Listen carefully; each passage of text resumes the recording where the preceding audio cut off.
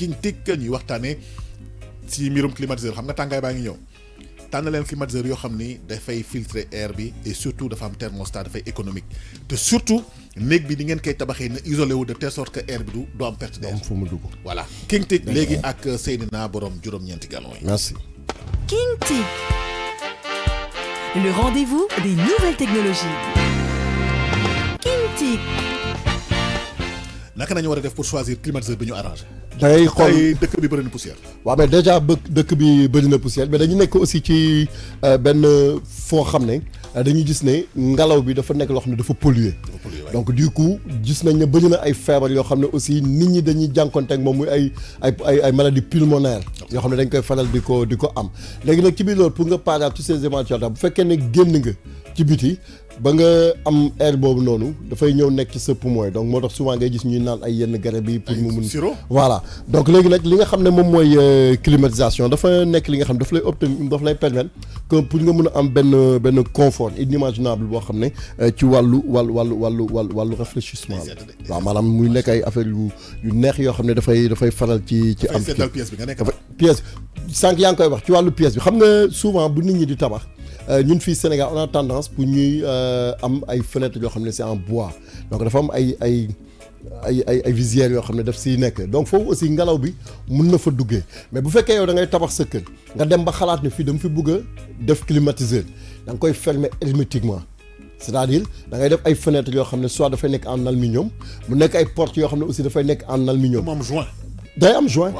joint bi c'est inévitable joint moom bu fekkee ne amul c'est pas la peine parce que bu fekkee am na fenn fu air bi di jaar ça veut dire que ñaari air yi ngay boole dafa nekk parce que climatiseur bi day jël air ci biti transformer ko mu nekk air bu sedd ci biir kër bi parce que boo xoolee fi nga xam ne fa la moteur clim bi di nekk lu ci gën a bëri boo xoolee ngelaw bu tàng lay génne donc loolu moom mooy li nga xam ne moom mooy nekk bi léegi nag air boobu aussi dafa war a filtrer wu automatiquement pour mu bañ a indil ay yenn feebar wala yenn gàllankoor yoo xam ne dañuy faral di koo am mais dañuy gis ne souvent clim dafa nekk loo xam ne c'est devenu économique maintenant avant dañuy gisoon ne yenn climatiseurs yi nga xam ne da doon am lu ci gën a bëri moteurs yi dañ doon nekk loo xam ne du am thermostat du am dara. waaw mooy bloc yi rek mooy bloc yi donc da doon jël courant bu bëri mais léegi dañuy gis ne dafay am thermostat dafay dem ba dafay am léegi sax ay genre carte électronique yoo xam ne daanaka moteur bi boo ubbee dara du ci nekk. à part hélice bi benn plaquette kese moom moo ci nekk moom mooy doxal clim bi donc du coup dañuy dem ba nga xam ne du am du am incidence ci sa facture courant. Ouais, contrairement à ce que les gens pensent. Contrairement à ce que les gens pensent parce que dañuy foog ne et puis tamit noonu la doon demee avant da nga doon gis ne climatiseur c'est vrai que moo comme faire courant yi rek da doon jël courant bu bëri. mais léegi nag on a remarqué que génération yi nga xam ne mooy yu bees yi nga gars yi créé am na sax léegi ay clim yoo xam ne solaire la yoo xam ne dañuy def day nekk compact am kii boo xam ne solaire la t'as plus besoin léegi di ko brancher ci courant bi da ngay am vraiment climatisation bu bien mais boo xam ne c'est amul loo ciy fay. absolument amul loo ciy fay donc loolu dafa nekk loo xam ne. lu baax matériel bi rek bi nga xam ne day xaw a cher soo koy jënd mais après soo calculer sur 1 an 2 ans économie bi mu lay defal si wàllu. mais je te dis mais day baax. dafay baax et puis da ngay gis ci ay yenn kër yoo xam ne dañuy dem ba nga xam ne léegi daanaka utiliser tuñ courant léegi solaire la ñuy utiliser. mais ça il faut une autorisation spéciale de la Sénélec quand même. ah ouais ah oui. waaw naaj moom waaw naaj bi day tàkk ok il faut nga am autorisation ah. non yenn dafa am réglementation. dafa am fooy ñëw doo ñëw rek daal di dem ci benn dëkkub lëm kërub lëm nga dem wuti sa ay panneau solaire yu mag ñëw daal di ko fay installer lu mag c'est défendu. donc déjà loolu dafa nekk loo xam ne déjà gars yi nga xam ne xamuñu ko woon ñi nga bugg a am climatiseur yooyu dama sekk mais li nga xam ne moom mooy wax bi daal mooy climatiseur léegi nekkatul loo xam ne dafay cheral courant. non parce que nouvelle technologie bi léegi ay plaquettes ñoom ñooy nekk ci biir à part hélice bi donc du coup boo xoolee tamit moo tax buy yàqu day jékki-jékki rek yàqu. day économique. waaw day jékki-jékki bu fay mel comme loo xam ne avant day fay nga dem woo frigoriste bi mu ñëw réparateur bi mu ñëw di si defar yow. léegi boo xoolee d'où la maintenance aussi. parce que avant chaque 2 mois da ngay woo boy bi mu ñëw dindi filtre bi raxas ko ba mu set sotti ndox si biir kii bi. pourtant ba léegi gis nga ba léegi affaire bi nii soo ko ibbee daf ci am ay ñaari filtre. waaw yoo xam ne dañ siy nekk est-ce que xam nga ne seddaayu néeg bi mi ngi dépendre ci setaayu filtre boobu. absolument c'est vrai. parce que air bi nga xam ne dafay jógee ci biti di ñëw pour walla ne la pollution bi dafa am doole da ngay gis ne dafay commencer di am ay genre glaçon. voilà yoo xam ne dañ ndox biy toq. ndox bi di toq yooyu dafay nekk loo xam ne boo xoolee souvent ci circuit bi muy jaar soit day am fu fatt léegi au lieu mu tourner normal day ñëw ba benn moment mu taxaw donc au fur et à mesure muy nekk foofu nag day dem ba day commencer gifler. voilà gifler waay. day gifler léegi bu gifler nag mooy commencer mu toq mais boo ubbee aussi kii bi évap bi dafa am ñaari filtre yoo xam ne dañ fa nekk yoo xam ne c'est tamisé boo ko ubbee nii boo ko yëngalee da nga gis poussière da ciy génn. absolument. te xoolal pour rajouter ak li nga wax parce que on va revenir sur le coût des climatiseurs am na laa xam nga sànq tu parlais de bon plan avec les réseaux sociaux yi nga xam dañu jaay seen matériel bi ñu doon utiliser seen biir kër yi à moindre coût léegi da ngay gis koo xam dafa yore 50 climatiseurs di ko bazarder 125 000 francs dem leen si réseaux sociaux yi am na ñoo xam dañ koy jaay 150 000 ak 175 000 ñoo xam ne dañ lay may sax montage bi ça veut dire que climatiseur am na marque yu bëri yoo xam ne dañu baax mi ngi mel ni rek nga jël Zenith Air ñu jënd carcasse ba kenn ñëw ne bon voilà tak man al air la tudd. xam nga cheratul. maintenance bi tamit bàyyi leen si xel parce que chaque 2 mois nga dépenser benn 15 000 francs wala 10 000 francs pour que ñu nettoyer la ko pour sa wér-gu-yaram. pour mu filtrer nga am ngelaw bu sedd dafa am solo daal. clim comme li laa doon wax sànq cheratul gis nga boo demee ci internet bi da ngay gis y a beaucoup de gens yi nga xam ne dañ ko amoon seen kër wala ñoo ko ne étudiant wala benn affaire nar a ñibbi. même magasin yi sax di wàññi carrément. wala magasin yi di wàññi carrément donc dañ ko basal mais et puis bu ñu xoolee aussi ci man recherche yi nga xam def naa ko climatiseur amul benn effet boo xam ne da koy indi ci santé doomu aadama. mais nag tout excès est nuisible nit du abusé ci dara maanaam ñëw taal clim bi presque 24 heures sur 24 bu yàggee sa yax yi day fënax mais quand même ñu taal parce que dafa am leen loo xam ne aussi nit ñi ñu ngi koy def mu nekk lu dangereux mooy nga ne damay taal clim bi bu seddee ma fay kiyaat gis nga fu fermé wu hermétiquement dafa mel ni comme nga nekk ci sa oto da ngay taal clim bi day sedd mais boo ko fayee 2 minutes rek day tàng. changement de climat loolu day feebar loolu moom mooy tax ñu ne clim bi day feebar mais en réalité clim du feebar loolu moom moo koy indi mais boo xoolee comme li nga wax rek coût bi léegi métteetul clim méttee da ngay gis ñoo xam ne dañuy ñëw jënd benn évap jëndee ko par exemple 10 000. évap mooy loolu ngay fixé. évap mooy lii nii mooy bii nii ci boppam. gars yi gisuñu ko. voilà waaw gisuñu ko voilà donc. mooy loolu ngay fixé si biir bii nekk ci biir néeg bi. da ngay gis ñoo jënd ko nga dem xool puissance bi parce que clim yi dafa am puissance. dafa am 1 cheval am 1,5 am 2 am 2,5 am 3. am laajte naa ko nee nañ ma. 35 la. du 3 un cheval bi c'est 3 mètres sur 3 chambre 4 sur 3 1,5 cheval salon bi nga xam ne ça fait 18 mètres carrés yooyu il paraît que 2 cheval la wala 1,50 sax mën na ko accepter. c'est vrai parce que. ci gën a am sa gis nga li nga doon wax gis nga bu njëkk ba ñu bëri dañ doon ragal def climatiseur seen kër pour lan histoire de courant teerul. loolu moo ci gën a am importance ci li nga wax mais léegi waxuma la climatiseur kese de tey xam naa ne wax bi sax ci clim bi la tënku mais kër yi léegi boo fa duggee tout est électronique. machine à café dañ koy branché micro-ondes frigo climatiseur bouilloire lépp loo xamante ne dafa mel ni man je sais pas nit ñi ragalatuñu seeraayu courant bi. non mais xam nga lan la parce que appareil yooyu yëpp ngay utiliser micro-ondes bi en 2 minutes mu defal la 45 minutes tout tàngal.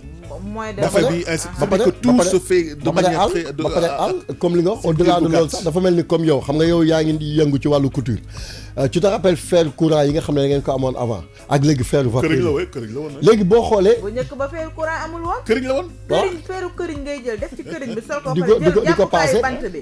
def ko di ko balancer ak. di ko balancer mais c'est léegi boo xoolee par exemple da nga doon gis par exemple benn fer courant. machine pédale yi ñoo amoon. waaw c'est vrai da ngay gis benn fer courant ñu la woon par exemple bi 3000 BU lay def. mais bi ñu demee gars yi dañu dem di dem ba wàññi consommation bi ba mu nekk par exemple léegi ay 1500 wala mu wàññeeku parce que en fait loolu moo tax ngay gis ci kër yi gars yi di indi ay machine à café di indi ay fer. di indi ay micro comment dirais-je encore Moulinex yi bu njëkk ba machine rabot nu mu tudd robot la. waaw da nga ko daan jël def ko ci bant bi. ba pare moom ngay jël di ko ci def mais léegi kër boo dugg pratiquement am na matériel yooyu noonu. xoolal frigo yi. xoolal frigo yi xoolal frigo yi léegi da ngay gis yenn frigo yoo xam ne léegi du consommer frigo bi du consommer. c'est le même principe même que clim bi da ngay gis climatiseur yi léegi nekkatul loo xam ne nit ki daf ci war a tiit non c'est-à-dire nekkatul loo xam ne c'est mécanique léegi c'est électronique c'est-à-dire ay plaquettes la dafa mel ni comme les télévisions télé yi nga xam ne ñoom ñooy plasma yi li muy consommer ak télé yi nga xam ne mooy LED li muy consommer bokkul même système boobu nag moom lañ indi léegi ci climatiseurs yi moom lañ indi ci fer yi moom lañ indi ci voilà parce que dem nañ ba xam ne monde bi yi ñu ci doon def li mu doon dégager ci chaleur ak pollution dafa doon dem ba nga xam ne affaire yi nit ñi bëri dañ doon feebar léegi yooyu dañuy dem ba nga xam ne léegi dañ koy réduire nga gis léegi sax leneen li gën a grave yenn climatiseurs yi amatul sax moteur bi ci gannaaw léegi lépp dañ koy incorporer ci biir am na sax des portables yoo xam ni da nga koy jël dugal ko sa biir néeg mu am benn évacuation bu ndaw boo xam ne moom ngay génn ci sortie bi rek donc dafay sedd carrément pour wala ne la technologie mi ngi nekk di avancer donc kon nit yi bu ñu ragal aussi mais li bon mooy nga dem di jënd clim xamuloo ñu jaay la benn ancien kooku day consommer c'est normal mais yi nga xam ne mooy nouvelle génération bi nouvelle technologie bi boobu du consommer que mu nekk nag ci appareil yëpp yi nga xam ne dafay nekk si. mais soo demee tamit si magasin bi di jënd nañ la wax dëgg tamit jaay la produit bu baax. waaw mais parce que ça dépend. waaw xam nga tey ji par exemple tey boo ñëwee man par exemple tey ji ñëwoon naa fi di dof man sama néeg dafa nekk 7 mètres. ma dem jënd benn kii boo xam ne 3 chevaux la mais ku baax man damaa jékki-jékki rek gis sama mur bi di gifler au nom du ciel. walla non sama soxna mi ngi may déglu walla non dama yéemu xoolal barki yàlla évap bi mais 7 mètres mooy lan néeg bi 7 mètres mooy lan 7 mètres carré waaw néeg bi 7 mètres carré dafa tuuti saa yi 7 mètres carré ngeen def du xam nga luy 7 mètres carré defal calcul bi surface xam nga surface la ma kii lii ñaata mètre la lii de defe naa war naa non xaar rek lii ñaata mètre la waaw lii ñaata mètre la xoolal rek fii de defe naa fii am na 4 mètres fii 4 mètres lii ça fait 16 mètres carrés waaw 4 mètres sa néeg nii la toll non fii 4 mètres sama néeg moo ko léegi lii nii 4 mètres man sama 7 mètres 7 mètres carrés non ëpp na 7 Seydina 7 mètres carrés non mais nan laa juume juumu ma non lii nii bu dee 4 mètres déedéet lii du 4 mètres de lii nii biñ ko nattee maanaam miir bi fii buu miir bi ba buu meer be buñ ko nattee ak mètre bi 7 mètres lay def largeur bi ñaata la 7 mètres lay nekk day nekk nii 7 mètres. ça fait 49 mètres carrés. day nekk nii 7 mètres. munul nekk 7 loolu carré xanaa néeg bi dafa carré. 7 mètres lay doon nii bu doon 7 mètres nii. doon 7 mètres nii doon 7 mètres nii. léegi muy 4 fois 7 28. noonu lay demee. noonu. yow ñoo nga sama. carré la. waaw yow ñoo nga sama kër. gis nga sama salon bi ni mu toll. noonu la néeg yi toll. d'accord.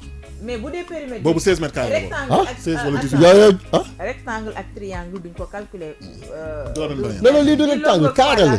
ok lii carré la yow du ci gis nga salle bi ni mu mel. 7 fois 4 28 gis nga salle bi ni mu mel. 28 mètres carrés. gis nga salle bi ni mu mel. néegi aussi noonu lañ mel. ok léegi nga jënd ñaata chevaux. ba dem jënd bu yow laa gëm de.